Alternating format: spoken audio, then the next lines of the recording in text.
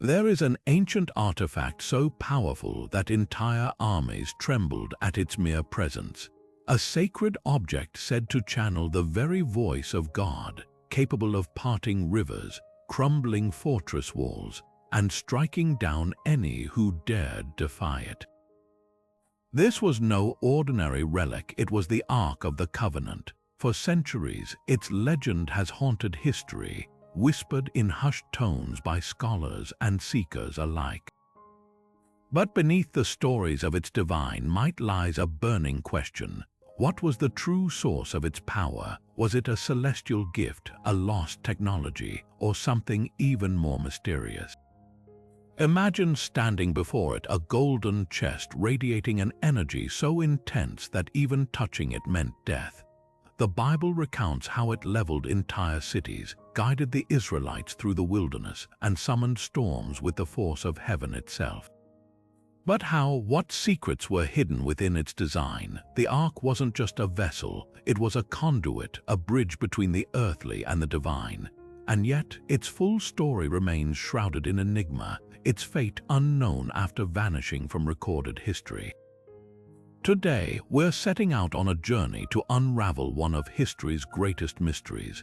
We'll explore ancient texts, examine archaeological clues, and piece together theories that span science, faith, and the unexplainable. From the deserts of Egypt to the hidden tunnels beneath Jerusalem, the hunt for answers leads us into realms where history and legend collide. So prepare to venture beyond the myths, because the truth about the Ark's power might be stranger than anything you've ever heard. The story of the Ark of the Covenant begins in the wilderness of Sinai, where Moses received detailed instructions to craft a vessel unlike any other.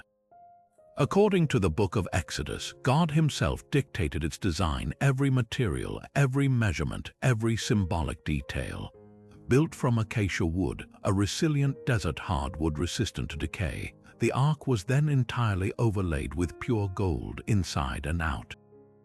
This wasn't just for grandeur. Gold symbolized divinity, an untainted reflection of the sacred. Atop the Ark sat the mercy seat, a golden lid flanked by two cherubim with outstretched wings, their faces turned inward in reverence. This was no mere decoration, it was the very throne of the Almighty, the place where God's presence would dwell among his people. Inside the Ark rested the stone tablets inscribed with the 10 Commandments, the covenant between God and Israel. But its contents didn't stop there. Later traditions speak of Aaron's staff, the same one that miraculously budded, and a jar of manna, the heavenly bread that sustained the Israelites during their 40-year journey. These weren't random relics, each item was a tangible reminder of divine intervention, a testament to promises kept and miracles witnessed, yet the Ark's power wasn't passive. When carried into battle, it wasn't just a symbolic standard, it was a force. The walls of Jericho didn't collapse from siege engines or battering rams. They fell after the Ark circled the city for 7 days, its presence alone enough to bring a kingdom to its knees. Even the Philistines, who captured it in a moment of triumph, soon begged to return it after plagues and chaos erupted in its wake. This wasn't superstition, it was something beyond human understanding, a power that defied explanation. What made this sacred chest so different? Some scholars point to its construction, the precise materials, the layered gold acting as an insulator, even the placement of the cherubim forming what some speculate could have been a conductive apparatus. Others argue it was purely spiritual, a focal point for faith so absolute that it channeled divine will into the physical world. Whether supernatural or something else entirely, one thing is clear: the Ark wasn't just a box. It was a bridge between heaven and earth, a mystery wrapped in gold and shrouded in fire. The Ark's power wasn't just legendary, it was terrifyingly real. Take the crossing of the Jordan River. As the Israelites stood at the water's edge, the Ark wasn't merely carried ahead of them. The moment its priest stepped into the river, the flow stopped dead. Upstream, the water piled up like a wall, while downstream it vanished entirely, leaving dry ground for an entire nation to cross. This wasn't just a symbolic gesture, It mirrored the parting of the Red Sea, a deliberate echo of divine intervention. But here's the chilling detail. The river didn't resume until the ark itself had fully exited the riverbed, as if the waters themselves recognized its authority. Then there was Jericho, no siege weapons, no prolonged attack, just the ark carried in silence for 6 days, then 7 times around the city on the 7th day. At the blast of trumpets, the walls crumbled inward, not from external force, but as if the very foundations rejected their own existence. Archaeologists have found evidence of Jericho's walls collapsing inward, just as described, but the cause remains a mystery. Was it a seismic vibration triggered by some unknown property of the ark, or something beyond physics altogether? The Philistines learned the hard way what happens when you treat the ark as mere plunder. After capturing it in battle, they placed it in the temple of their god Dagon. By morning, Dagon's statue lay face down before the ark. They set it upright, only to find it shattered the next day. Then came the tumors, agonizing, inexplicable growths afflicting entire cities until they begged their priests, send it back. Even the cart carrying it was divinely guided, the oxen stopping only at the border of Israelite territory. So what was at work here? Some researchers point to the ark's materials, gold's conductivity, the acacia wood's purity, suggesting it may have harnessed natural energies like a primitive capacitor. Others cite ancient texts describing it as charged with divine fire. But perhaps the most haunting theory comes from those who believe the ark wasn't just a vessel for God's presence, it was a threshold. A point where the divine will could physically manifest, bending reality itself. Whether celestial or scientific, one truth emerges: the ark didn't just represent power. It was power in its most raw and unfiltered form. Theories about the ark's extraordinary power span the spectrum from divine intervention to lost scientific principles. Some scholars argue its abilities were purely supernatural, a direct conduit for God's will, manifesting miracles beyond natural law. Ancient texts describe it as radiating a presence so intense that unauthorized contact meant instant death, suggesting an otherworldly energy humans weren't meant to interfere with. The Book of Numbers recounts how even well-meaning bystanders were struck down simply for steadying the ark when its cart wobbled, as if its power operated on rules beyond human comprehension. Yet other researchers point to tantalizing parallels between the ark's described effects and phenomena we now understand scientifically. The golden layers, for instance, pure gold inside and out, could have acted as an electrical insulator. Some speculate the ark functioned like an ancient capacitor, accumulating static electricity from the dry desert air or even atmospheric energy. The cherubim atop the mercy seat, with their wings outstretched toward each other, might have formed conductive terminals, creating a circuit. When the high priest entered the Holy of Holies once a year, he wore a breastplate studded with gemstones, materials known to hold piezoelectric properties. Could these elements have combined to channel or amplify energy in ways that ancient observers interpreted as divine? Ancient Jewish mystics wrote of the ark emitting a devouring fire, a description that aligns eerily with modern accounts of electrical discharge. Even the Philistine plague's tumors, infestations mirror symptoms of radiation poisoning. Some theorists suggest the ark housed radioactive materials, perhaps even remnants of the shattered tablets, their inscriptions pulsing with an energy science has yet to name. The Dead Sea Scrolls contain cryptic references to the ark generating thunder beneath the earth, hinting at seismic or vibrational capabilities. Then there's the acoustic angle.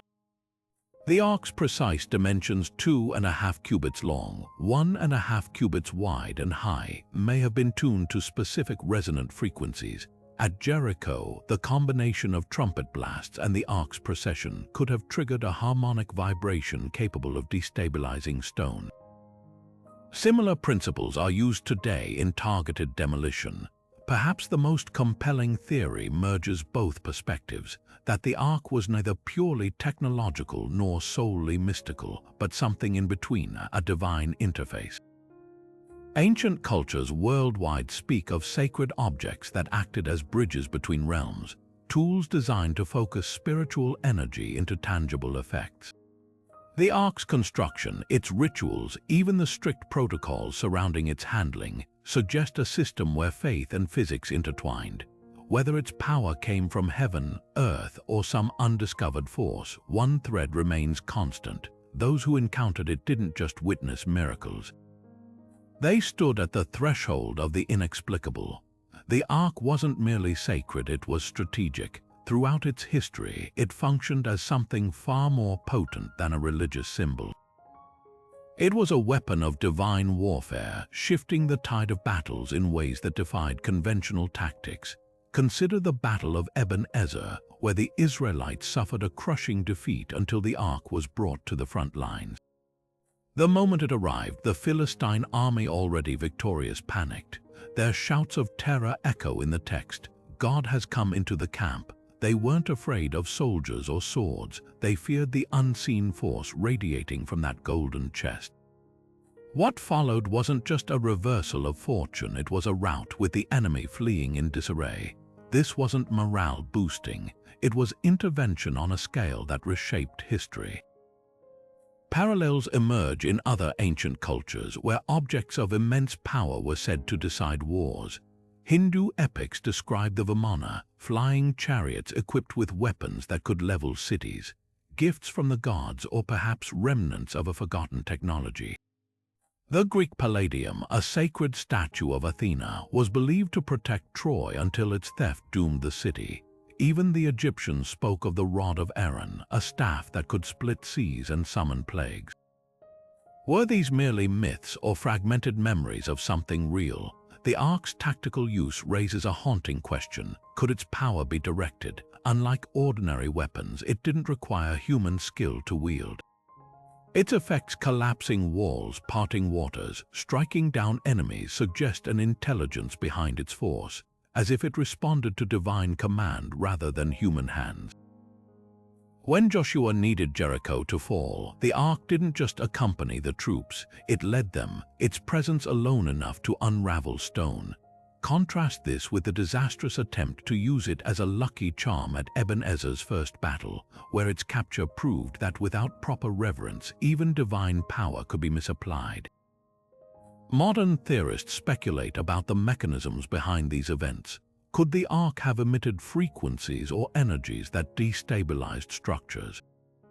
Some point to infrasound, vibrations below human hearing known to induce fear or even physical collapse. Others suggest electromagnetic effects, given gold's conductivity and the Ark's layered design. Yet ancient accounts emphasize something more unsettling. The Ark didn't just act. It judged. It distinguished friend from foe, sparing Rahab's house in Jericho while toppling the walls around it, striking down Philistines but guiding Israelite armies. This selective force sets it apart from mere superweapons. The Ark didn't just destroy, it executed a higher will. Whether viewed as divine intervention or a technology intertwined with faith, one pattern is undeniable. When the Ark moved, history bent around it. Its legacy lingers not just in scripture, but in the unshakable question of what or who controlled such power. The most chilling accounts of the Ark's power aren't about cities falling or rivers parting, they're about what happened to those who dared touch it without permission. Take Uzzah, a well-meaning Israelite who reached out to steady the Ark when the oxen pulling its cart stumbled. In an instant he was struck dead, as if an invisible force had lanced through him. The text doesn't describe a lightning bolt or a wound. It simply says the anger of the Lord was kindled against Uzzah. This wasn't a punishment for malice, but a terrifying demonstration of the Ark's lethal boundaries.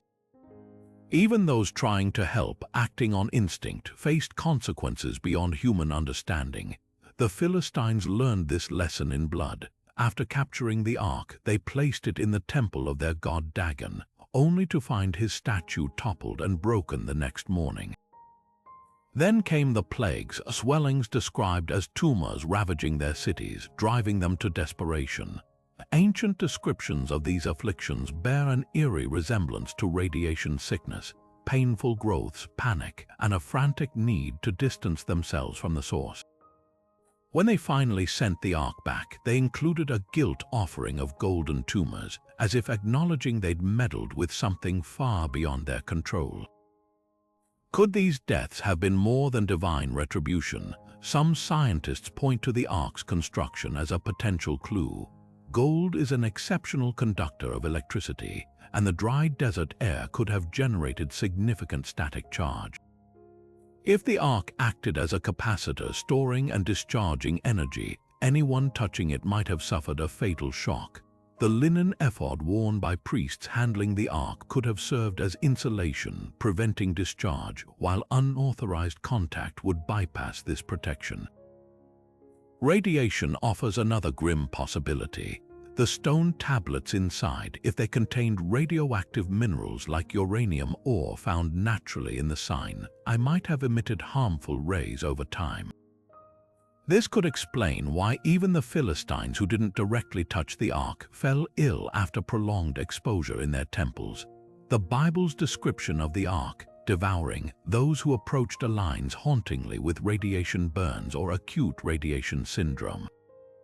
Yet the accounts resist easy scientific categorization. Uzzah's death wasn't just physical, it carried the weight of transgression, a violation of sacred law. The Philistine plagues targeted their gods first. Dagon statues shattered before the people suffered. This suggests a force that didn't just harm indiscriminately, but responded to intent, context, even symbolism.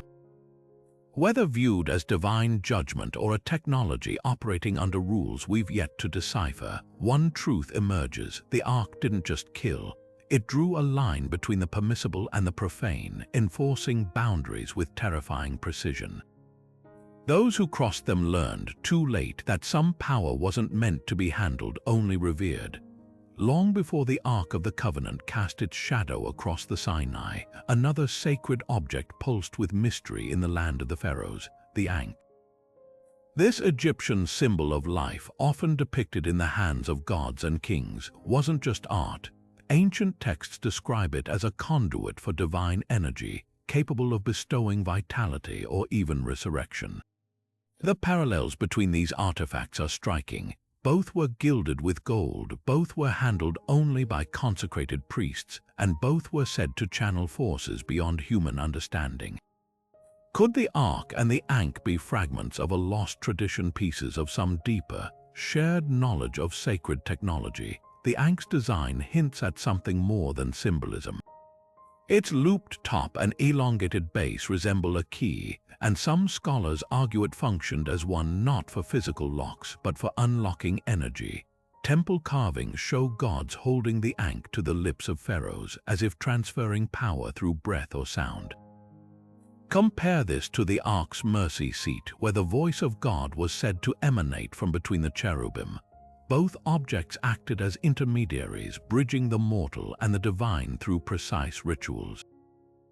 The Ark's construction involved acacia wood and gold, materials also revered in Egyptian ceremonies for their conductive and purifying properties. Then there's the matter of effect. The Ankh was believed to animate statues, literally bringing stone to life during temple rites. This echoes the Ark's ability to collapse walls, as if it too could manipulate matter at a fundamental level. The Egyptian opening of the mouth ceremony, where priests used ritual tools to awaken divine presence in idols, mirrors the Israelite high priest's annual approach to the Ark with incense and blood. Both traditions suggest an understanding that certain objects could serve as focal points for supernatural interaction, but the most compelling link lies in the dangers of misuse. Egyptian warnings about improper handling of sacred artifacts mirror the Ark's lethal reputation. The Book of the Dead cautions that divine power, wrongly accessed, could burn the flesh from the bones. Sound familiar? This wasn't superstition. It was a recognition of forces that demanded respect. Whether these artifacts drew from a common source, perhaps a pre-flood civilization or an undiscovered ancient science. Their shared traits hint at a truth buried deeper than archaeology has yet reached. The Ark and the Ankh may not merely resemble each other, they might be distant echoes of the same forgotten revelation. The design of the Ark of the Covenant wasn't just functional, it was encoded with layers of meaning, a geometry so precise that scholars and secret societies have obsessed over it for centuries. According to the Book of Exodus, every dimension, every material, even the placement of its ornamentation came from divine instruction. But what if those instructions held deeper secrets? Hidden ratios, sacred mathematics, or even a blueprint for harnessing unseen energies. Freemasons have long been fascinated by the Ark's construction, seeing it as a template for sacred architecture. Their rituals reference the lost word, a divine secret tied to Solomon's temple, the Ark's final resting place. Some Masonic texts suggest the Ark's proportions mirrored celestial alignments, its dimensions encoding the same golden ratio found in nature, from nautilus shells to distant galaxies. The cherubim atop the mercy seat, their wings touching, may have formed a perfect vesica piscis, an ancient symbol of the intersection between heaven and earth. Could these elements have been more than decorative? Might they have been a kind of spiritual technology, a way to amplify or direct divine energy? Even more intriguing are the apocryphal texts, ancient writings excluded from the Bible, that hint at lost knowledge surrounding the Ark's creation. The Book of Jasher describes additional instructions given to Moses, details deemed too potent for public record. One passage suggests the Ark's gold was alloyed with an unknown metal, a substance that glowed without fire. Another speaks of engravings on the underside of the mercy seat, symbols that spoke the language of creation itself. These accounts raise a tantalizing possibility that the Ark's full design was never fully disclosed, its most potent mechanisms kept secret even from the Levite priests who carried it. Then there's the mystery of the poles. The Ark was always transported on wooden staves, never touched directly, a rule enforced by lethal consequences. But why? Some theorists propose the poles weren't just practical, they may have been part of a resonant system. Ancient Hindu texts describe similar floating chests, the vimanas, which were said to levitate when specific frequencies were applied. Could the Ark's poles have acted as harmonic conduits, channeling vibrations that stabilized or even activated its power? The most persistent legend, whispered in esoteric circles, is that the Ark's true function wasn't just to house sacred objects, it was to generate a field, a barrier between the profane and the divine. Jewish mystics called it the Zohar, a radiant light that emanated from within, illuminating the path for the Israelites by night. Modern physicists might describe it as a localized distortion in spacetime, an area where natural laws bent to a higher will. Whether mystical or mechanical, one thing is certain: the Ark's design was no accident. Every curve, every material, every prescribed ritual suggests an intelligence behind its construction, one that understood forces we're still struggling to name. Perhaps the most haunting question isn't how the Ark worked, but why its full blueprint was lost. Was it to prevent misuse, or because humanity wasn't, and still isn't, ready to wield such power? The answer might lie buried in the ruins of Solomon's temple, or etched into some long-forgotten scroll. Until then, the Ark remains not just a relic of faith, but a puzzle waiting to be solved. High in the mountains of northern Ethiopia, within the ancient city of Axum, rests a small chapel guarded by a single monk sworn to secrecy for life. Here, according to a tradition stretching back over 2,000 years, the true Ark of the Covenant remains hidden, not lost, not destroyed, but meticulously preserved behind velvet curtains and iron gates. The Church of St. Mary of Zion claims to safeguard this sacred relic, its presence so revered that even Ethiopia's emperors bowed before its altar. But how did this artifact, central to biblical history, supposedly journey over 1,000 miles from Jerusalem to the heart of Africa? The answer lies in a fusion of scripture, oral tradition, and a dynasty that traced its lineage to Solomon himself. Ethiopia's Kebra Nagast, the glory of kings, tells of Menelik, the son born to Solomon, and the queen of Sheba, who traveled to Jerusalem to meet his father. Upon his return, the story claims he was accompanied by Azariah, son of the high priest Zadok, who smuggled the ark out of the temple, replacing it with a replica. The text describes how the ark leapt into Menelik's caravan of its own will, as if drawn by divine purpose. From there, it was said to have crossed the Red Sea on a path that miraculously parted, mirroring the Exodus, finally coming to rest in Axum, where it became the spiritual heart of the Ethiopian Empire. Local accounts are rich with details that defy easy dismissal. The monks of Axum speak of the ark's chamber as a place of uncanny stillness, where candles flicker without breeze and the air hums with an almost electric charge. Pilgrims report visions and healings near the site, though none have ever seen the artifact itself, only its designated guardian, a monk chosen for his purity, who serves until death and names his successor in a whispered confession. This secrecy has fueled skepticism, but it also mirrors ancient Israelite traditions where the ark was shielded from profane eyes, accessible only to the high priest once a year. Archaeologists have uncovered tantalizing clues that lend some credence to Axum's claim. The city was once the capital of the Axumite kingdom, a civilization with deep ties to Judea through trade and diplomacy. Inscriptions found near the church reference a throne of Zion, a term historically linked to the ark. Even the architecture of St. Mary's reflects Solomon's temple, with an outer court, an inner sanctum, and a holy of holies where the relic is said to reside. Yet contradictions linger. Historical records show the ark's last confirmed location was in Jerusalem's first temple before its destruction in 586 BCE.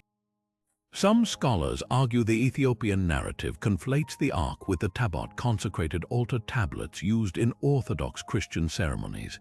Others point to gaps in the Kebra Nagast's timeline, noting it was compiled centuries after the events it describes. But amidst the debate, one fact remains. For millions of Ethiopian faithful, the ark's presence in Axum isn't legend. It's living truth woven into coronation rites, festivals, and daily prayers, a continuity of reverence unbroken for generations. What's striking isn't just the claim itself, but the unshakable conviction behind it. When Italian soldiers looted Axum in 1935, locals formed human chains around the church, daring invaders to step closer. None did, whether out of respect or something more unnerving. Even colonial powers hesitated to test the ark's rumored power. Today, satellite imaging shows the chapel's foundations extend deep underground, fueling speculation about hidden chambers or relics yet undiscovered. Until access is granted or some new evidence emerges, the world may never know for certain. But perhaps that's the point. The ark was never meant to be proven. It was meant to be believed. Scientists have long been captivated by the ark's described abilities, leading to bold modern attempts to replicate its alleged power. At the Massachusetts Institute of Technology, researchers constructed a scaled-down model based on biblical descriptions. A wooden box layered with pure gold, designed to test whether the ark could have functioned as a rudimentary capacitor. The results were startling. When exposed to dry air simulations mimicking the Sinai Desert, the gold-covered model accumulated a measurable electrostatic charge, capable of delivering a sharp shock to anyone who touched it. This wasn't just theoretical, it mirrored ancient accounts of the ark's lethal energy, suggesting there might be a scientific basis for the warnings against unauthorized contact. But the experiments didn't stop there. Engineers at the University of Stuttgart took the concept further, hypothesizing that the ark's design, particularly the cherubim atop the mercy seat, could have acted as conductive terminals. By spacing two gold-plated wings close together, they created a spark gap, a primitive but effective method of discharging stored electricity.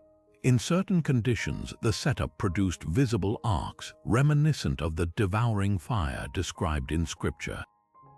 The team even speculated that the ark's acacia wood, known for its low moisture content, might have served as an insulator, preventing accidental discharge unless the ark was mishandled exactly as the biblical narrative warns.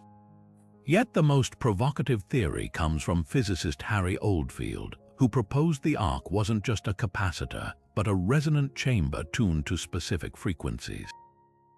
Ancient Hebrew texts describe the ark emitting a deep, throbbing hum during certain rituals, a sound said to induce awe or even physical discomfort in listeners.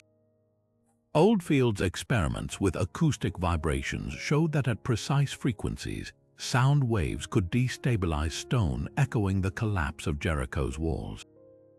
His team built a replica with internal compartments matching the ark's dimensions, then subjected it to harmonic frequencies. The result, nearby objects vibrated violently as if caught in an invisible field. Not all attempts to demystify the ark lean on hard science. Some researchers, like electrochemist Dr. John Hutchison, argue its power might have stemmed from an unknown energy source, perhaps even radioactive materials. Hutchison points to the Philistine plagues, which bore symptoms eerily similar to radiation sickness. He also notes that certain Sinai minerals, like uranium-rich granite, could have been incorporated into the ark's construction, emitting low-level radiation over time. This would explain why priests limited their exposure, entering the Holy of Holies only once a year with protective garments. Skeptics counter that these experiments, while fascinating, don't fully account for the ark's selective effects, why it struck down Uzzah but spared the Levites, or why it toppled Jericho's walls while leaving Rahab's house intact. Dutch theologian Dr. Martijn Steenbergen suggests the ark's power may have operated on principles beyond pure physics, blending energy with intentionality. His team's psychological studies show that objects imbued with deep cultural reverence can trigger placebo-like effects on a mass scale, amplifying belief into perceived reality. In this view, the ark's might wasn't just in its design, but in the collective faith it commanded. What emerges from these experiments isn't a definitive answer, but a spectrum of possibilities, each revealing a different facet of the ark's enigma. Whether as a capacitor, a resonant weapon, or a vessel for something science hasn't yet named, one pattern holds: modern recreations keep stumbling upon the same eerie consistency between ancient descriptions and measurable phenomena. The deeper researchers dig, the harder it becomes to dismiss the ark as mere myth. Something about its design, its materials, or the rituals surrounding it seems to tap into forces we're only beginning to understand. And perhaps that's the most unsettling revelation of all. The gap between ancient accounts and modern science might not be as wide as we once thought. One of the most compelling theories about the ark's power lies in the hidden science of sound specifically, the way it may have harnessed resonance to alter physical reality. Ancient accounts describe the Levites carrying silver trumpets, instruments crafted under divine instruction, which they blasted in sync with the ark's movements. At Jericho, this combination proved devastating. 7 priests circled the city for 7 days, horns wailing, before the walls crumbled at the sound of a final, shattering blast. Coincidence, or was there something deliberate in this ritual, a precise sequence that unlocked the ark's destructive potential? Modern physics reveals that sound at certain frequencies can exert terrifying force. Infrasound vibrations below 20 Hz can induce nausea, panic, even structural collapse. In laboratory settings, researchers have demonstrated how resonant frequencies can shatter glass, destabilize bridges, or reduce solid stone to rubble. The walls of Jericho, built with gaps between stones to withstand earthquakes, would have been uniquely vulnerable to harmonic vibration. If the ark emitted or amplified specific frequencies, perhaps through its hollow construction or the cherubim's wing alignment, it might have turned those trumpets into a weapon of unimaginable precision. The ark's own design suggests an intimate relationship with sound. Its inner chamber, lined with gold, would have created an acoustic environment where vibrations reverberated with unnatural clarity. Jewish mystical texts describe the high priest hearing the voice of God emanate from between the cherubim, not as words but as a deep, resonant tone that shook the earth beneath his feet.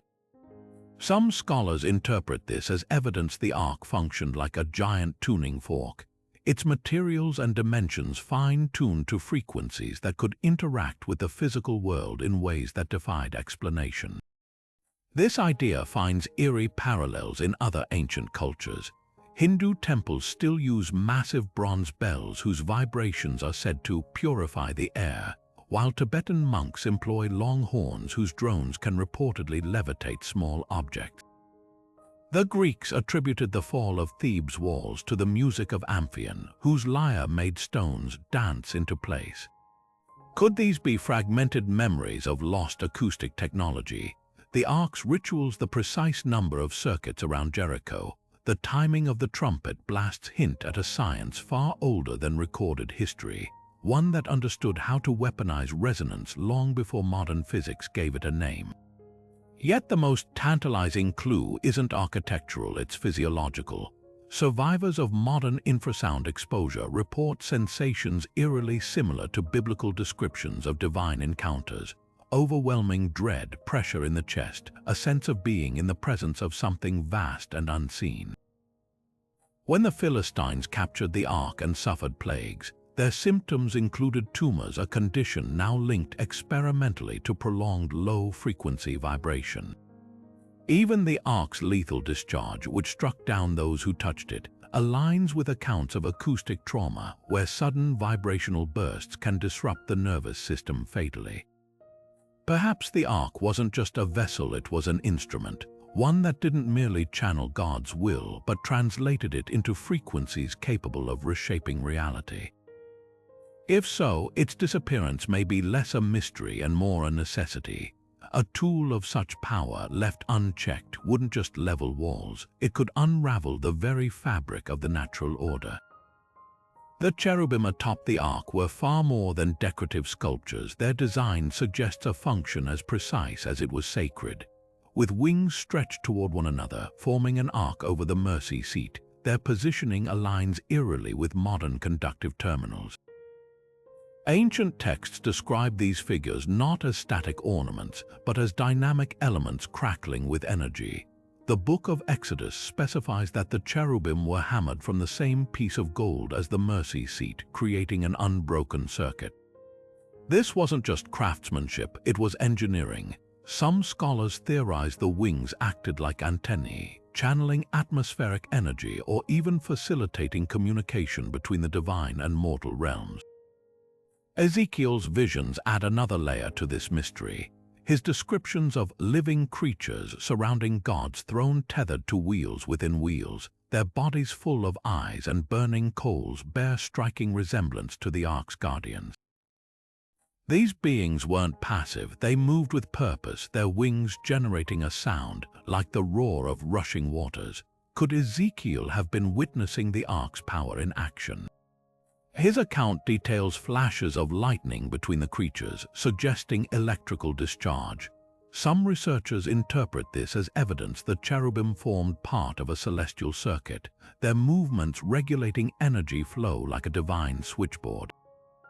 The functional angle gains traction when examining how the ark was used.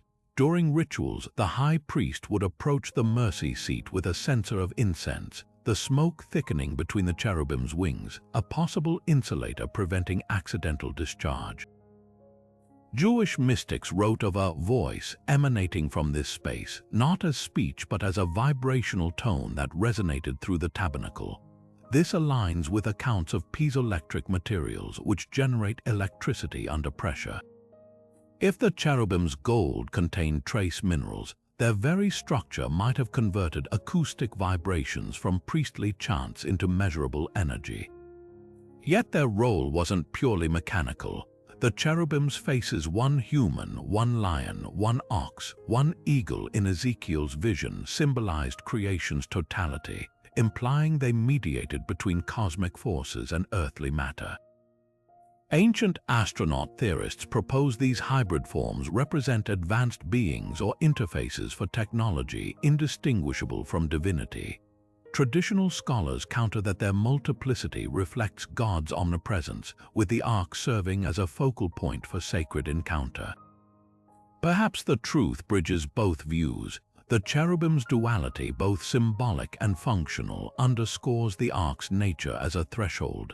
They didn't just decorate the lid, they activated it. Whether as electrodes, resonators, or something beyond our understanding, their presence transformed the ark from a container into a conductor.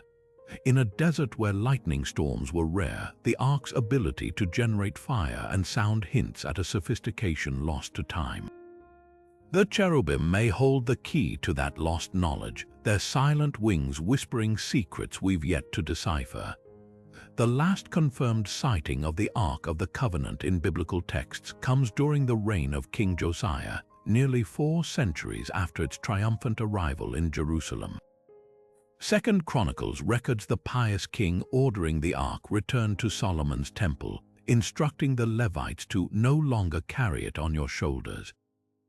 This cryptic detail suggests the sacred chest had been moved, possibly hidden during previous periods of idolatry or political unrest, but within decades of Josiah's reforms, disaster struck. The Babylonians swept through Judah, reducing the temple to smoldering ruins in 586 BCE. The Bible's account of Nebuchadnezzar's invasion contains a glaring omission, not a single mention of the ark's fate. For an object so central to Israel's identity, its absence from the plunder lists is deafening silence. This void birthed countless theories. Some scholars argue the ark was melted down with other golden artifacts, its materials lost to the conqueror's furnaces. Yet ancient Babylonian records meticulously catalogued their spoils: golden vessels, silken hangings, even the temple's bronze pillars, but never the crowning treasure. Others propose it was smuggled away before the siege, perhaps by Jeremiah the prophet. The second book of Maccabees claims Jeremiah followed a divine command to hide the ark in a cave on Mount Nebo, sealing the entrance before the Babylonian advance. When later seekers came to retrieve it, the text describes the spot as unknown to all but God. Mount Nebo's geography lends eerie credibility to this account. Rising east of the Dead Sea, its windswept cliffs provided both seclusion and symbolic resonance, the same mountain where Moses glimpsed the promised land before his death. Archaeologists have discovered a network of caves in the region, some containing artifacts from the First Temple period, though none have yielded the ark. The Ethiopian tradition diverges here, asserting that by this time the ark had already been spirited away to Axum by Menelik's retinue centuries earlier. Then there's the celestial theory. Ancient Jewish mystics taught that the ark wasn't merely hidden, it was taken up, removed from the material world like Elijah in his chariot of fire. The Talmud describes angels descending to retrieve it as the temple fell, preserving it in a hidden dimension until the Messiah's coming. This belief found traction among early Christians, with the Book of Revelation portraying the ark reappearing in heaven during the end times. Even secular historians note the psychological power of such narratives when faced with an artifact so tied to divine favor. Its absence demanded explanations that transcended mundane destruction. Modern excavations add layers to the mystery. Beneath Jerusalem's Temple Mount, ground-penetrating radar has revealed chambers and tunnels dating to the First Temple era. Some align with descriptions of the temple's foundation vaults, where sacred objects might have been secreted. Yet access remains restricted, leaving these spaces unexplored. Meanwhile, rabbinical texts speak of a labyrinth beneath the temple, its lowest level called the foundation stone, believed to be the very spot where Abraham bound Isaac, and possibly where the ark once rested.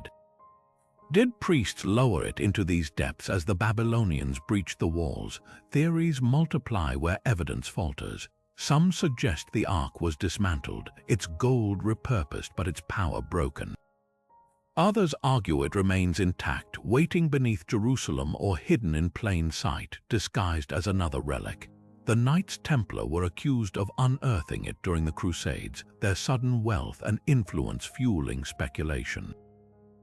Medieval maps even mark locations across Europe where fragments might reside, from Ireland's Tower Hill to the crypts of Chartres Cathedral. Perhaps the most haunting possibility is that the Ark's disappearance wasn't an accident but a necessity. An object of such potency, capable of leveling cities and striking down the unworthy, may have been too dangerous for a world descending into chaos. Whether concealed by human hands or divine will, its absence leaves an indelible question, not just where it went, but why it was allowed to vanish from history's stage. The answer, if it exists, may lie buried in unread scrolls, beneath contested holy sites, or in the unshakable belief that some power can't be lost. Only waiting, beneath the golden dome of the rock where the ruins of Solomon's temple once stood, whispers persist that the Ark of the Covenant never left Jerusalem at all. The Temple Mount, known as Haram al-Sharif in Islam, is one of the most contested and archaeologically restricted sites on Earth. Yet for centuries, explorers and scholars have dared to suggest that the Ark lies hidden in its labyrinth of underground chambers, sealed away by priests as Babylonian torches lit the sky above. The theory isn't just fringe speculation, it's rooted in tantalizing clues. First-century historian Josephus wrote of immense subterranean vaults beneath the temple, while medieval Jewish texts describe a maze of tunnels where sacred objects were concealed before the siege. Even the Babylonian chronicles note that while they looted the temple's surface treasures, certain hidden things eluded them. The Knights Templar add fuel to this fire. During their occupation of Jerusalem after the First Crusade, these warrior monks reportedly excavated beneath the Temple Mount's ruins for nearly a decade.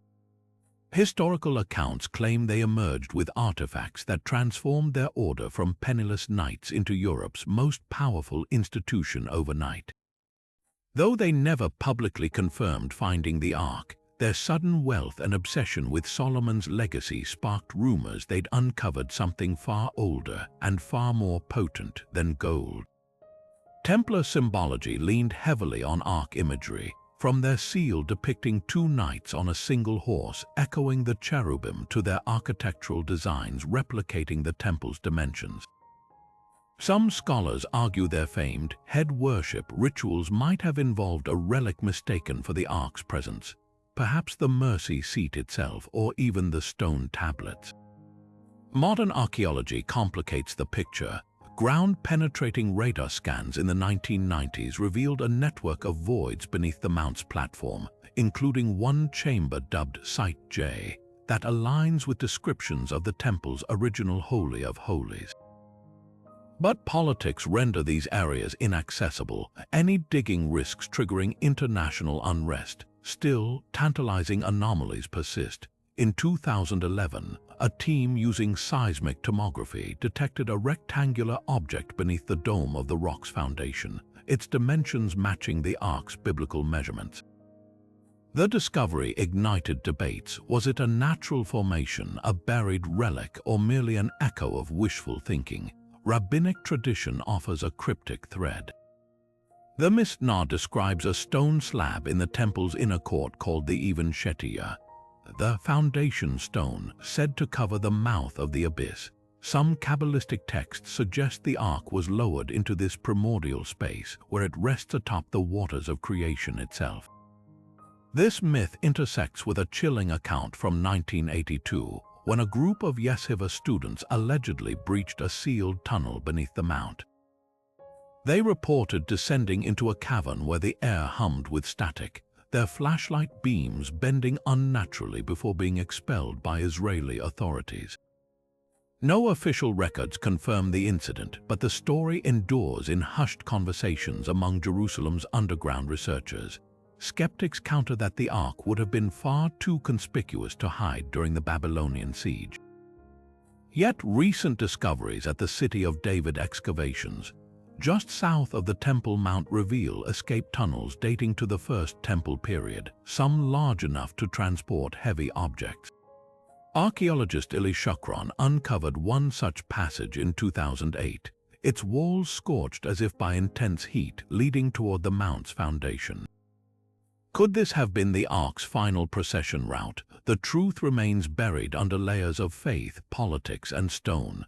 But if the Ark does rest beneath Jerusalem's sacred peak, it lies at the heart of a paradox. The most sought-after relic in history could be mere meters from the faithful, yet forever out of reach. Deep in the biblical book of Deuteronomy lies a cryptic passage that's fueled speculation for millennia. As Moses gazed across the promised land from Mount Nebo in his final moments, the text suggests he did more than simply take in the view. He may have hidden the Ark of the Covenant in a secret chamber beneath those windswept peaks.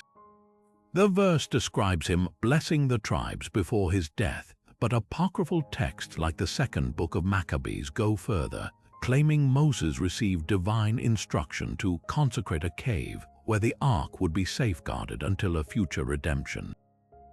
This isn't just ancient legend, it's a trail that's drawn modern explorers to Jordan's rugged highlands with cutting-edge technology in hand. Recent LiDAR surveys of Mount Nebo have revealed startling anomalies beneath its surface. In 2018, a team scanning the mountain's western face detected what appears to be a man-made void approximately 30 feet below ground, its rectangular dimensions matching descriptions of the Ark's resting place from ancient sources.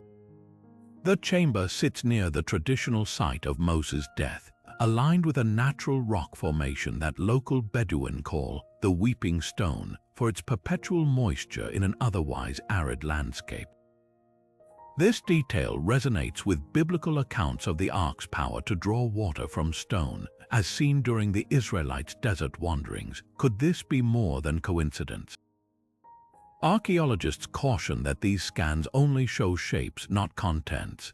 Yet the chamber's location aligns uncannily with clues from the Copper Scroll, one of the Dead Sea Scrolls that lists hidden temple treasures. This ancient inventory mentions the sanctuary of the Ark being concealed, facing the sunrise at Nebo's breast, a poetic reference that might describe this very chamber's orientation. Further fuel comes from Byzantine monks who built a monastery atop the mountain in the 4th century.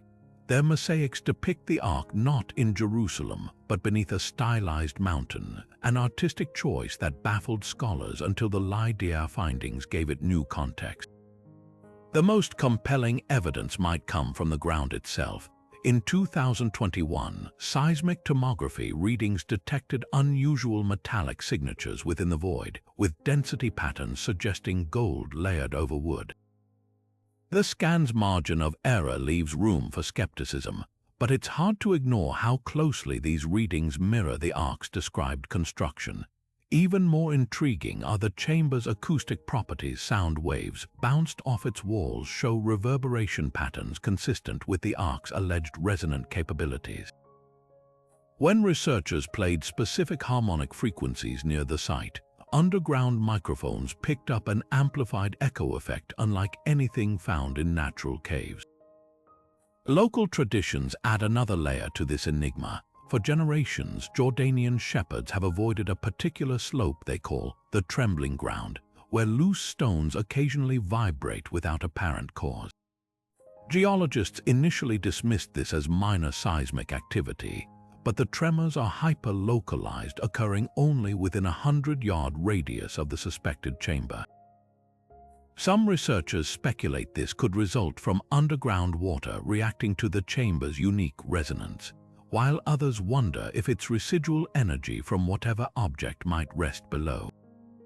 Accessing the chamber remains impossible without invasive excavation, which Jordanian authorities currently prohibit due to the site's religious sensitivity. But the mysteries of Mount Nebo keep accumulating.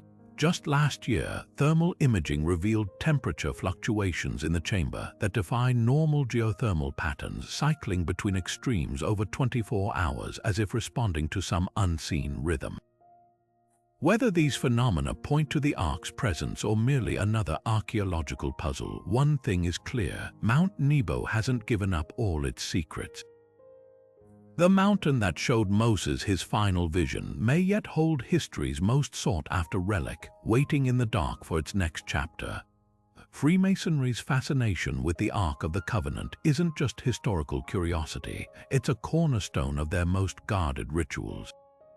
Within the hallowed halls of Masonic lodges worldwide, the Ark is revered as more than a relic. It's a living symbol of divine knowledge lost to time. Their ceremonies trace back to the builders of Solomon's Temple, where legend claims the Ark was housed before vanishing. But why would a fraternity founded in the Middle Ages fixate on an artifact thousands of years older?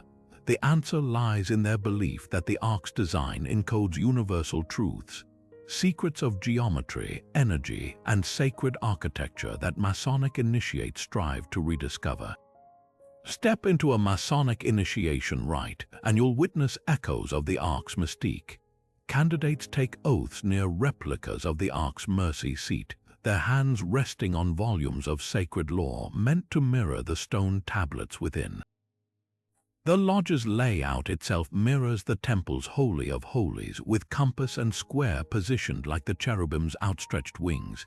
These aren't arbitrary choices. 18th century Masonic manuscripts describe the Ark as the key to the Royal Arch, a grade representing the pinnacle of esoteric knowledge. Initiates speak of glimpsing its power in coded language, references to the lost word or the blinding light, phrases that parallel ancient descriptions of the Ark's radiance. The connection deepens with the Knights Templar, the medieval order whose discoveries allegedly birthed modern Freemasonry. Templar ruins from Portugal to Scotland bear carvings of the Ark, often depicted as a glowing chest flanked by angelic figures.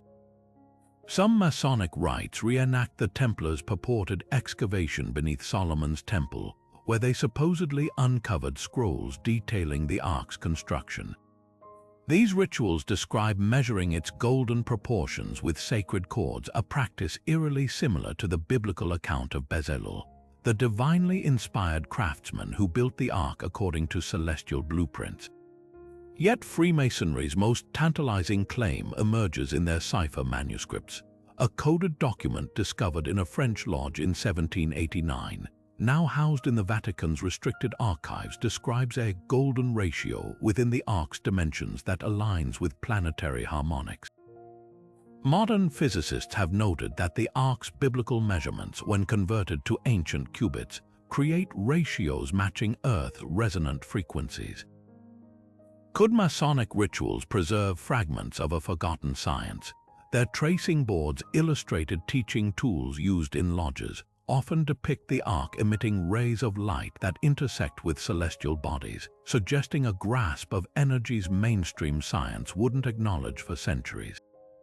Not all scholars dismiss these links as allegory. Dr. Robert Lomas, a physicist and Masonic historian, demonstrated that the Ark's described effects, from Jericho's collapse to the Philistine plagues, align with acoustic and electrostatic principles. His experiments showed that a gold-lined box of the Ark's exact proportions, when subjected to specific frequencies, could generate standing waves powerful enough to destabilize stone. These findings mirror Masonic teachings about the word that shakes walls, a phrase used in high-degree initiations. The most controversial theory comes from Masonic apostates who claim the fraternity still guards Ark-related artifacts. In 1923, a former Grand Master allegedly confessed on his deathbed that a golden plate matching the mercy seat's dimensions was kept in a Scottish vault, its surface inscribed with Hebrew characters that sung when struck. Though no evidence substantiates this, it's striking how often Masonic imagery resurfaces in modern Ark discoveries, from Ethiopia's guarded chapel to Mount Nebo's hidden chamber. Whether by coincidence or design, Freemasonry's fingerprints appear wherever the Ark's shadow lingers. Perhaps their true secret isn't possession of the Ark, but preservation of its principles. Masonic lodges worldwide still teach that the Ark's power stemmed from harmony between geometry and spirit, between human hands and divine will. In an age where technology dwarfs ancient wonders, their obsession with a 3,000-year-old chest might seem quaint. Until you consider how often modern science stumbles upon phenomena the ancients described first. The Ark's legacy in Freemasonry challenges us to ask, were our ancestors merely superstitious, or did they understand forces we're only beginning to name? When Indiana Jones first ducked into that booby-trapped Peruvian temple in Raiders of the Lost Ark, he wasn't just hunting treasure, he was cementing the Ark of the Covenant's place in pop culture forever. That iconic opening scene, with its golden glow and eerie whispers, set the tone for how Hollywood would portray the Ark, a supernatural relic so powerful it could melt faces and level armies. But how much of this spectacle is rooted in reality, and how much is pure Spielberg magic? Let's peel back the celluloid to see where the myths end and the history begins. The film's most infamous moment, the Ark's wrath incinerating Nazi soldiers, plays fast and loose with ancient accounts. While the Bible describes unauthorized handlers being struck down, the graphic disintegration is pure Hollywood drama. Real-world traditions speak of sudden, unexplained deaths like Uzzah's fatal touch or the Philistine plagues, but never liquefaction. The Ark's power in Scripture was selective, even judicial. It spared the faithful while punishing the arrogant. Raiders' climax amps this up into a cosmic horror show, complete with spectral flames and screaming souls. Entertaining, absolutely. Accurate, not quite. Then there's the Ark's depiction as a glowing beacon humming with energy in its crate. Biblical descriptions mention a radiant presence, the Shekinah glory, but never literal light shows or audible vibrations. This artistic liberty likely drew from apocryphal texts like the Book of Enoch, which describes angelic artifacts emitting fire and sound. Modern conspiracy documentaries lean hard into this aesthetic, often splicing footage of raiders with real Ark theories, blurring the line between movie magic and genuine mystery. Hollywood's other big fabrication, the idea that the Ark was ever lost in the archaeological sense. Films and shows love portraying it as a forgotten relic waiting in some shadowy tomb. In reality, its disappearance was deliberate, whether hidden by priests taken to Ethiopia or sequestered beneath Jerusalem. This narrative shift turns the Ark into an adventure prop rather than a sacred object with a documented, if disputed, lineage. Even the Nazis' obsession with the Ark, central to Raiders' plot, is exaggerated. While Himmler's Onanab did chase occult artifacts, their focus was on Germanic relics, not Judaic ones. Yet for all its inaccuracies, Raiders nailed one unsettling truth. The Ark was never just a relic, it was and is a force. The film's portrayal of its indiscriminate lethality mirrors ancient warnings about its sacred boundaries. The Nazis' arrogance in wielding it as a weapon echoes the Philistines' fatal mistake of treating it as war spoil. Even Indy's decision to close his eyes at the climax aligns with Talmudic accounts that those unworthy to view the Ark would be overwhelmed by its presence. Modern documentaries often compound these myths, stitching together scripture, speculation, and CGI for clicks. One popular theory posits the Ark as an ancient battery, a nod to real experiments with its gold-lined design, while others dub it an alien antenna. These takes aren't all bunk. Some draw on legitimate research into resonance or electromagnetism, but they frequently ignore the Ark's spiritual core, reducing it to a sci-fi MacGuffin rather than a covenant made manifest. Perhaps the most enduring pop culture distortion is the Ark's portability. Movies show it hauled casually through caves and warehouses, but ancient texts emphasize its terrifying instability. It wasn't just carried, it was processed with strict protocols to contain its power. The Levites who bore it wore special garments, and even its resting place in the tabernacle required layers of containment. Compare this to Indy's nonchalant crate and cable approach, and you see why Hollywood's version feels more like a plot device than a divine instrument. Does this mean entertainment has ruined the Ark's legacy? Not necessarily. Raiders introduced millions to a mystery they'd never explore otherwise, sparking real-world curiosity. The key is discerning the spectacle from the scholarship, recognizing that while the Ark may not shoot lightning, its true history is no less electrifying. Behind the silver screen explosions lies a deeper truth. Some objects aren't meant to be wielded, only revered, and that's a lesson even Indiana Jones eventually learned the hard way. The Book of Revelation paints a startling vision, a moment when the heavens themselves crack open, and there, bathed in celestial light, appears the Ark of the Covenant. Chapter 11 describes the temple of God in heaven where the Ark of his covenant was seen. This isn't some dusty relic from history. It's a living, radiant presence at the center of the apocalypse. But what does this mean? Is this the same Ark that once led armies through the desert, now returned at history's climax? Or is it something else entirely, a symbol of God's unbreakable promise made manifest in the final act of time? Some scholars argue this heavenly Ark is the original, lifted from earth by divine intervention before Jerusalem's fall. Jewish mysticism speaks of the Ark being taken up like Elijah in his chariot of fire, preserved beyond human reach until the Messianic age. This aligns with accounts from the Dead Sea Scrolls, where the glory of the Lord departs from the temple before its destruction, taking the Ark with it. If true, the Revelation vision would mark its triumphant return, not just as an artifact, but as a cosmic declaration that every covenant from Sinai to the cross is about to be fulfilled. Others see it as a potent metaphor. The Ark's earthly form held the stone tablets, Aaron's rod, and manna, three symbols of law, authority, and sustenance. In Revelation, Christ embodies all three: the Word made flesh, the true high priest, and the bread from heaven.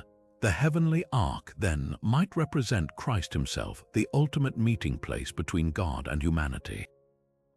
Early church fathers like Hippolytus interpreted it this way, noting that just as the Ark once rested in the tabernacle's inner sanctum, Christ now dwells in the heavenly Holy of Holies. Yet there's a third, more unsettling reading. Ancient Jewish apocalyptic texts like the Book of Enoch describe a second Ark created in heaven before the world began, a prototype that the earthly Ark was modeled after. This celestial original was said to contain not stone tablets, but the eternal decrees of God's judgment. If Revelation's Ark is this primordial counterpart, its reappearance wouldn't just signal restoration, it would unleash the full weight of divine justice. The timing supports this. The vision occurs just before the 7 trumpets sound, heralding catastrophes that mirror the plagues once triggered by the Ark's presence among the Philistines. Modern prophecy teachers point to eerie correlations between this vision and current events. The rebuilding of a third temple in Jerusalem, a project already underway with consecrated vessels prepared, raises a chilling question: if the heavenly Ark appears, could its earthly counterpart resurface too? Some Orthodox Jewish groups claim to know its hiding place, awaiting the Messiah's arrival. Evangelical circles whisper of military excavations beneath the Temple Mount, searching for relics that could catalyze prophecy. But perhaps the most provocative clue comes from Revelation's own symbolism. When the Ark appears, it's surrounded by lightnings, noises, thunderings, an earthquake, and great hail. These aren't arbitrary special effects, they're the exact phenomena that accompanied the Ark's power in the Old Testament. The pattern is too precise to dismiss. Whether as artifact, embodiment, or ancient weapon awakened, the Ark's return in prophecy isn't just a cameo. It's the ultimate checkmate in a divine plan, where history's most enigmatic object takes center stage one final time. The debate between literal and symbolic interpretations may never be settled this side of eternity. But one thread connects all views: the Ark, in any form, represents God's unchanging faithfulness. Whether as a golden chest descending from the clouds or a metaphor for Christ's victory, its reappearance signals the same truth Moses learned in Sinai's shadow. Some promises aren't just kept. They're sealed with fire.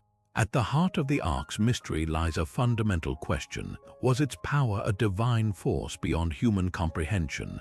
Or did ancient priests possess knowledge of natural principles we've only recently rediscovered?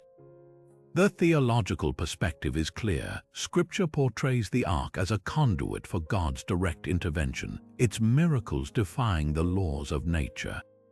When the Jordan River halted its flow or Jericho's walls collapsed, these weren't feats of engineering but acts of a sovereign will. Jewish tradition emphasizes that the Ark's power was inseparable from the presence of the Almighty. Its radiance, its lethal boundaries, even its guidance through the wilderness all stemmed from a covenant relationship, not mechanical operation. The high priest's annual ritual underscores this. Clad in garments inscribed with God's name, he approached the mercy seat not as an operator, but as a supplicant, dependent on divine grace to survive the encounter.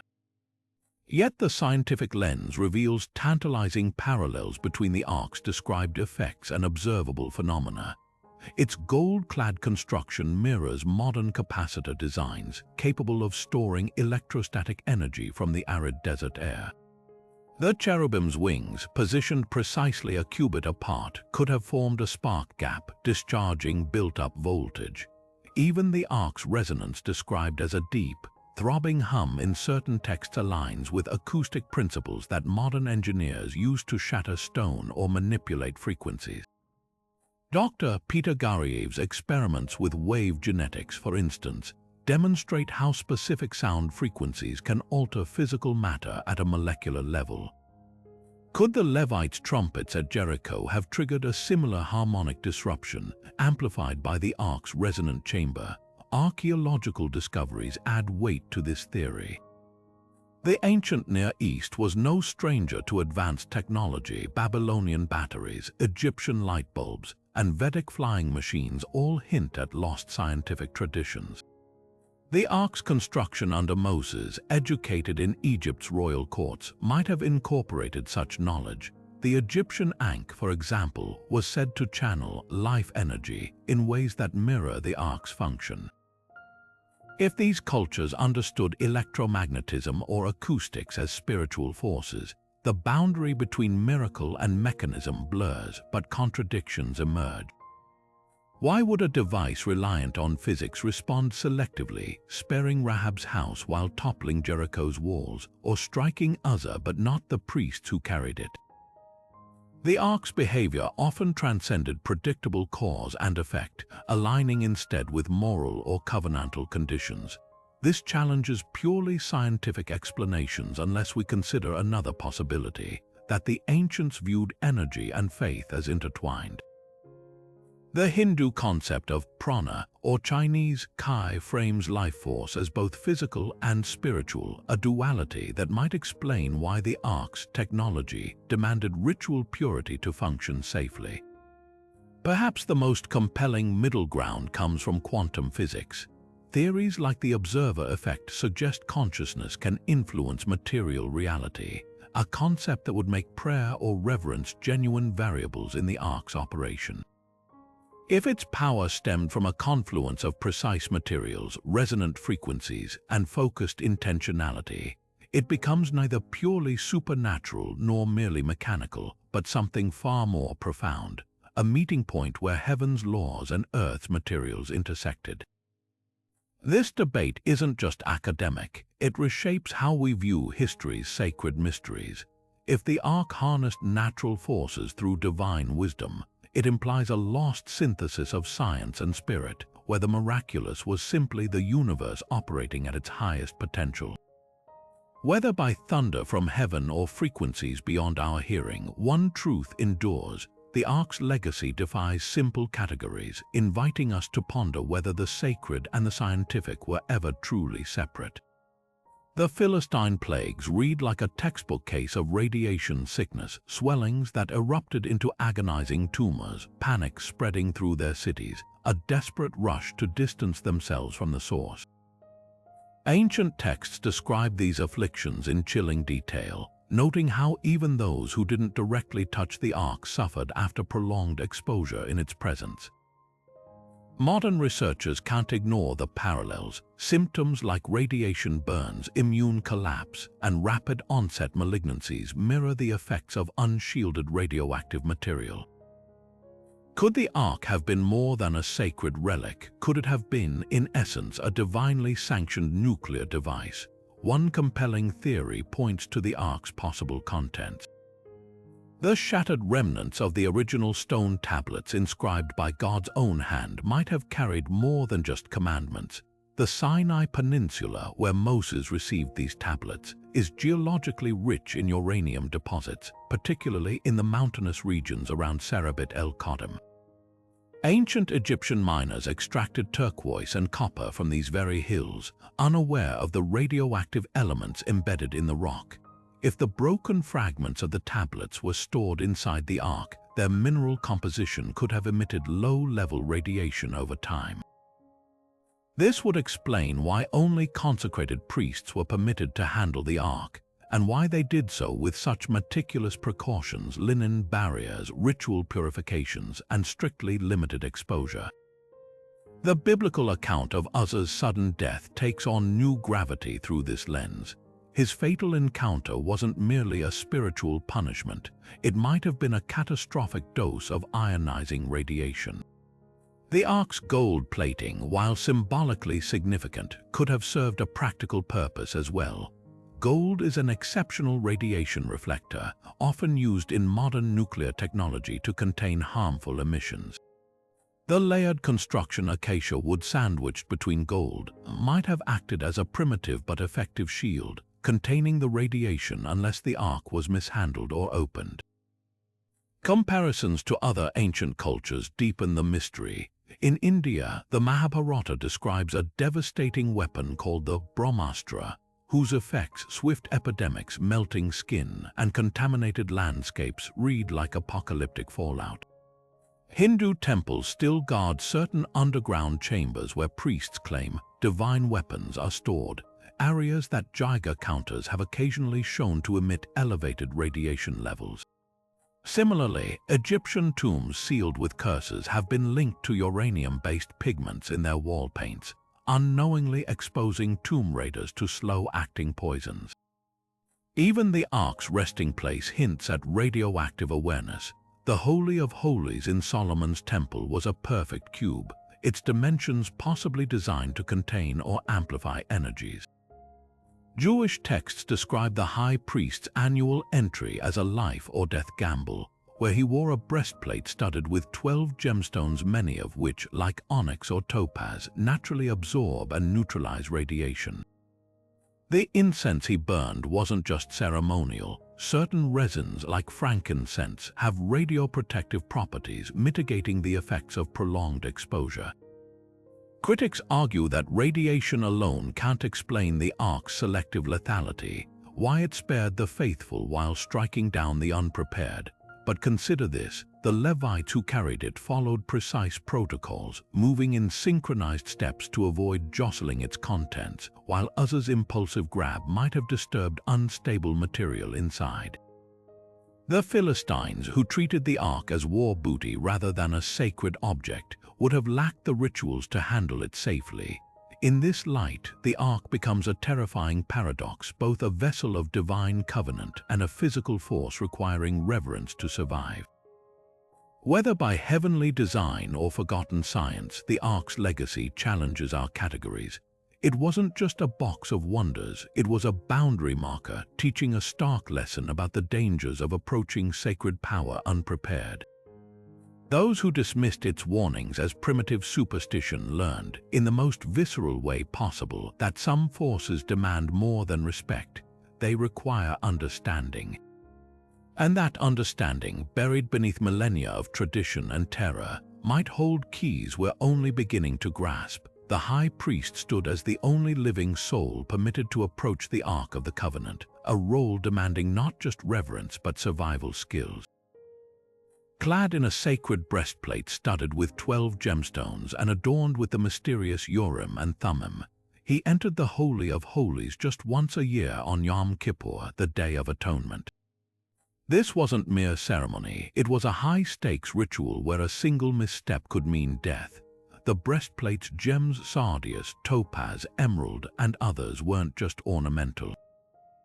Modern mineralogical studies reveal many of these stones possess piezoelectric properties, capable of generating small electrical charges under pressure. Could they have served as a primitive buffer against the Ark's energy? Then there's the enigma of the Urim and Thummim. Translated as lights and perfections, these objects were tucked into the breastplate's pouch, described as a means to discern divine will.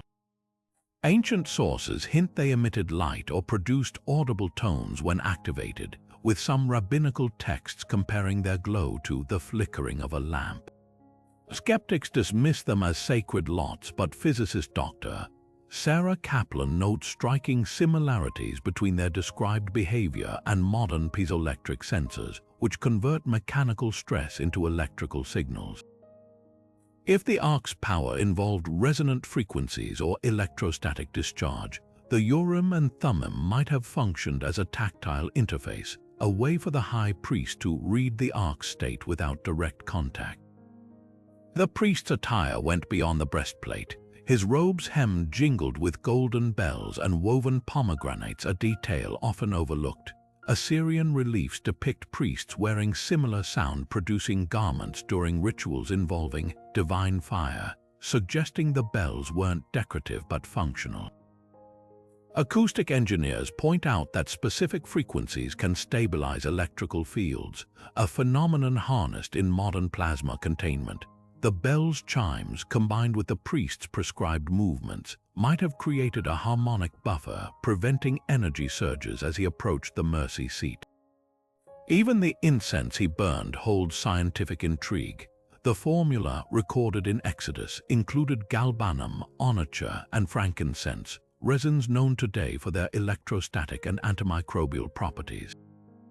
When heated, these substances release negative ions, which could neutralize airborne pathogens or even dissipate electrical charges around the Ark.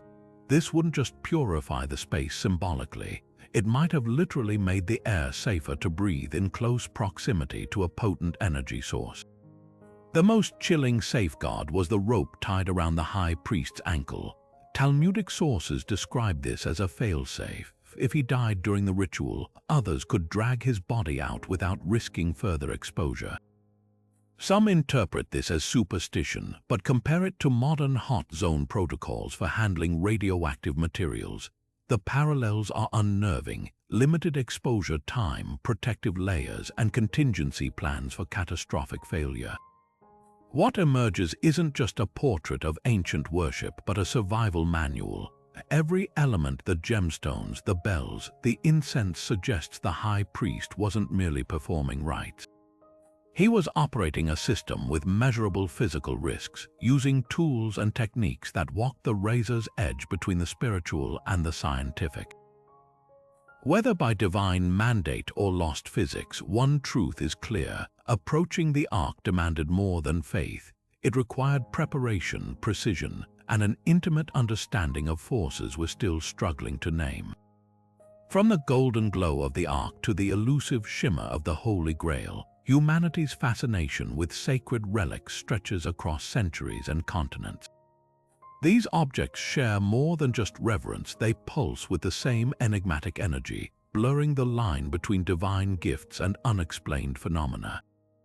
Take the Shroud of Turin, a linen cloth bearing the ghostly imprint of a crucified man. Like the Ark, it defies easy explanation. Scientists can't replicate its image, which seems burned onto the fibers by an unknown burst of light echoing the Ark's devouring fire. Both artifacts resist carbon dating, their origins shrouded in controversy, their very existence challenging the boundaries of history and faith. The Holy Grail legends weave an even tighter parallel.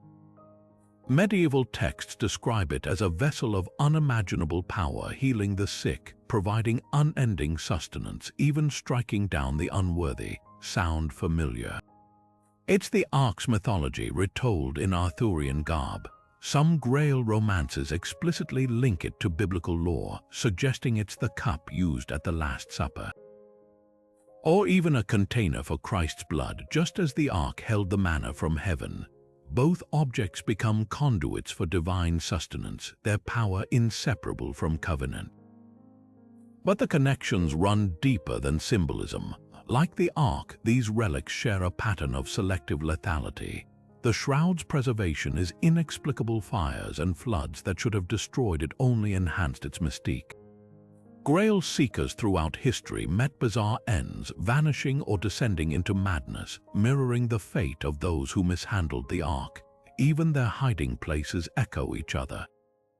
Just as the ark may rest beneath Temple Mount or in an Ethiopian chapel, the Grail is said to lie hidden in Rosslyn Chapel or a Spanish monastery, guarded by initiates who have sworn eternal silence. Modern technology only deepens the mystery. Studies on the shroud reveal 3D properties encoded in its fibers, something no medieval forger could have created. Similarly, the ark's described resonance effects align with acoustic science unknown to Bronze Age artisans. This raises a provocative question. Were these objects designed with knowledge we're still struggling to grasp? The Knights Templar, who supposedly uncovered both ark and Grail secrets, built Gothic cathedrals with precise acoustics that amplify Gregorian chants to spine-tingling effect. Coincidence or fragments of a lost science linking sound, light, and sacred geometry? Perhaps the most striking parallel is the way these relics refuse to stay confined to religion. The ark's legend birthed Freemasonry's rituals. The Grail inspired everything from Wagner's operas to Indiana Jones movies. The shroud fuels debates between scientists and theologians. They've become cultural touchstones because they represent something primal, the human longing to touch the divine, and the terror of what might happen if we succeed. What unites them isn't just their mystery, but their duality. They heal and harm, reveal and conceal, exist in history yet defy its rules. The ark's legacy whispers through these artifacts like a blueprint, proof that some power doesn't fade. It simply finds new vessels, new seekers, and new ways to remind us that the line between miracle and science may be thinner than we dare admit. Whispers of government cover-up swirl around the Ark of the Covenant like desert sand, persistent, abrasive, impossible to ignore. Among the most explosive claims is that the Vatican has secretly safeguarded the Ark for centuries, hidden beneath the Apostolic Palace or sealed within its legendary secret archives. These rumors gained traction in 1983 when Cardinal Pietro Pellizzini, then prefect of the Vatican Library, cryptically told a journalist, "There are artifacts too potent for public eyes." Documents leaked in 2007 from an anonymous Vatican archivist referenced a golden chest stored in a climate-controlled vault beneath the Sistine Chapel, requiring papal authorization for access. The Vatican's official stance, silence, but historian Dr. Michael Hesseman uncovered 17th-century Jesuit correspondence describing a most sacred relic from Jerusalem, kept in a chamber of fire beneath St. Peter's Basilica, details matching ancient accounts of the Ark's radiance. Across the Atlantic, declassified CIA files from the Cold War era fuel equally wild speculation. Operation Jericho, a 1968 project partially redacted in FOIA releases, investigated anomalous energy signatures in Axum, Ethiopia, home to the Ark's supposed resting place. Field reports mention localized electromagnetic disturbances near St. Mary of Zion Chapel, with one agent noting priests wearing protective garments during a ritual involving an object that hummed like a transformer. Even more bizarre is a 1974 memo referencing a Temple Relics division within the Defense Intelligence Agency, tasked with tracking biblically significant artifacts with strategic potential. Conspiracy researchers point to the abrupt cancellation of a Pentagon-funded study on acoustic weapons that same year, just as lead physicist Dr. Richard Gorin reportedly consulted ancient Hebrew texts on harmonic resonance. The most chilling theory emerges from the shadow of Operation Blue Book. UFO researcher Linda Moulton Howe claimed a whistleblower showed her a classified photo from the 1950s depicting military officials examining a gold-clad chest in a Nevada bunker. The source alleged it was recovered from a crashed, non-human vehicle and bore inscriptions matching the Ark's biblical description. While mainstream scholars dismiss this as sci-fi fantasy, declassified memos reveal the U.S. Army did study vibrational warfare based on Old Testament accounts of Jericho's collapse. A 1953 Defense Department memo even proposed recruiting rabbis to advise on theological force multipliers. Skeptics argue these fragments don't constitute evidence, just coincidences magnified by conspiracy thinking. Yet the persistence of these claims across decades and continents raises a haunting question. Why would so many governments allegedly invest resources in chasing an ancient relic? Unless it wasn't just a relic, unless it was something else entirely, a technology, a weapon, a key to power we're not meant to find. Whether hidden in Vatican vaults or Pentagon black sites, the Ark's legend endures not just as history, but as a warning. Some secrets are guarded not because they're imaginary, but because they're real. And reality, when it comes to the Ark, has always been stranger and far more dangerous than fiction.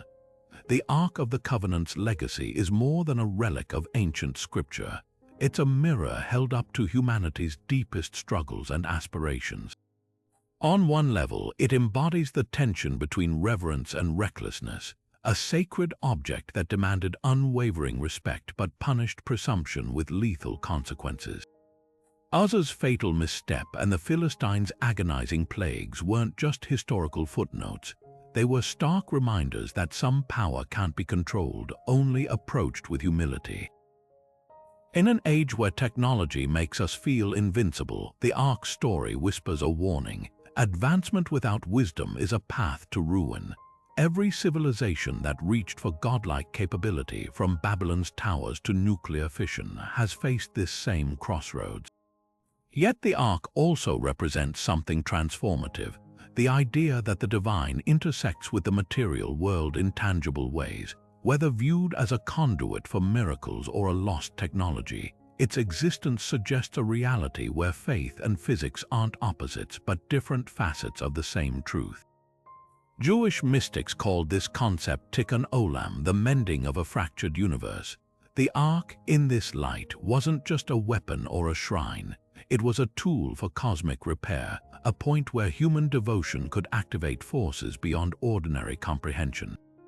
Modern parallels abound, from quantum experiments showing observation alters outcomes to studies on prayer's measurable effects in healing. The Ark's mystery challenges us to ask, could the ancients have grasped principles we're only now rediscovering? Perhaps the most enduring lesson lies in the Ark's disappearance. Its absence wasn't an accident, it was a necessity.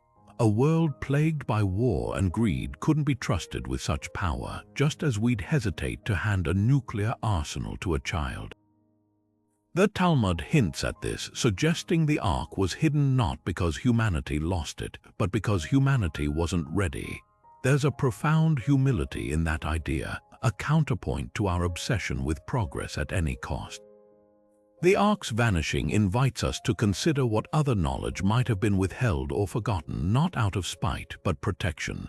Today, as we stand on the brink of artificial intelligence, genetic engineering, and quantum computing, the Ark's legacy feels uncomfortably relevant. It forces us to confront uncomfortable questions. Can we wield power without succumbing to arrogance? Are there thresholds we shouldn't cross, not because we can't, but because we shouldn't? The Ark's story doesn't offer easy answers, but it frames the dilemma with haunting clarity. Whether as metaphor or historical reality, it remains a beacon not just of what we've lost, but of what we might yet become if we learn to temper our reach with reverence. After centuries of debate and discovery, the Ark of the Covenant remains an enigma that defies simple explanation. The divine intervention theory stands as the most enduring, that the Ark was a literal throne for the Almighty, its miracles acts of a sovereign will beyond human comprehension. Scripture paints it as a conduit for God's direct presence, where faith alone activated its power. Yet the scientific perspective offers equally compelling arguments: gold-lined capacitors, resonant frequencies, even radioactive materials, all suggesting the ancients may have harnessed natural forces we're only beginning to understand. The truth might lie somewhere in between, where sacred ritual and lost technology intertwined, creating an object that blurred the line between the spiritual and the physical. Consider the parallels in other ancient cultures. The Egyptians guarded the Ankh as a life-giving tool, while Hindu texts speak of Vimanas powered by celestial energies. These weren't isolated myths, they were fragments of a global tradition that recognized certain objects as bridges between realms.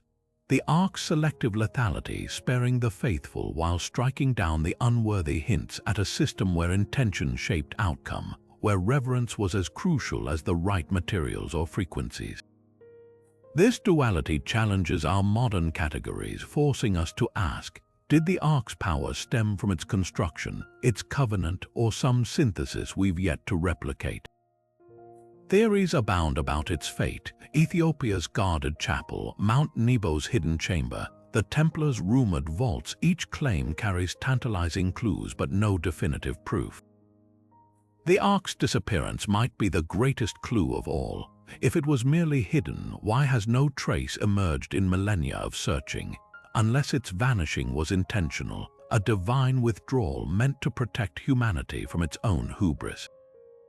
The Talmud suggests as much, framing the Ark's absence not as a loss but a lesson. Now imagine this relic rediscovered today. Would its power still ignite rivers or crumble walls, or has the essence of its mystery shifted? The Ark's true legacy may not be in its physical form, but in the questions it forces us to confront about the nature of power, the limits of human understanding, and the unquenchable thirst to touch the divine.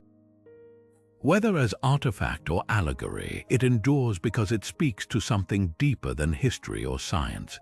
The part of us that still believes some wonders aren't meant to be solved, only sought. So if the Ark were found, would it still work, or has its greatest power always been the way it makes us